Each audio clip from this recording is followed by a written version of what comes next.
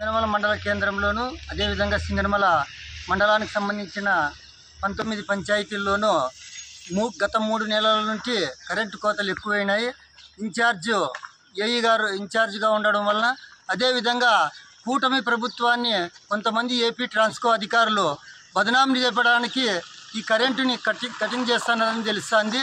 అదేవిధంగా ఈ కాన్స్టిట్యున్సీ నియోజకవర్గంలో ఉన్నటువంటి గార్లదిన్నె, బుక్రాయసముద్రం, నార్పల, ఎల్లనూరు, పుట్లూరులో సబ్సెంట్గా కరెంటు ఉండడం జరుగుతుంది.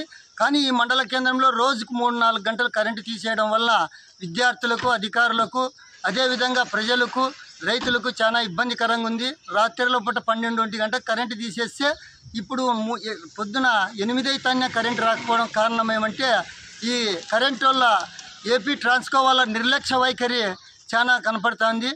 ఈ నిర్లక్ష్యంతో అదిగాక డీపీలు కాలిపోయినాయి, లేకపోతే బుక్రాయసముద్రం నుండి కరెంటు రావడం లేదు అని ఒక తప్పుడు సమాధానం చెప్పి తప్పించుకోవడం జరుగుతుంది.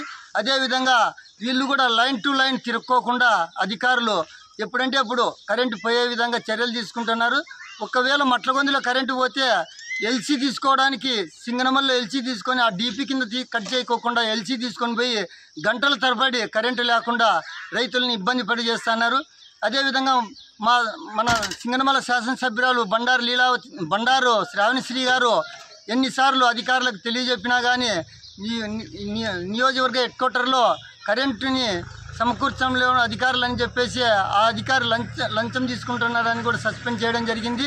అదేవిధంగా ఇక్కడికి వచ్చిన ఏఈ గారు, ఇన్ఛార్జ్ ఏఈ గారు కూడా కరెంటు సక్రమంగా నడపలేకపోతున్నారు.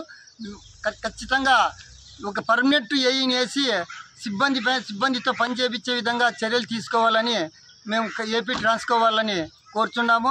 ఈ కరెంటు కోత వలన కూటమి ప్రభుత్వానికి చెడ్డ పేరు, ఈ మండలంలో చెడ్డ పేరు వస్తుంది. కాబట్టి కూటమి ప్రభుత్వాన్ని మంచి పేరు వచ్చే విధంగా ఏపీ ట్రాన్స్కో వాళ్ళు చర్యలు చేపడతారని మేము మనస్ఫూర్తిగా కోరుతున్నాం.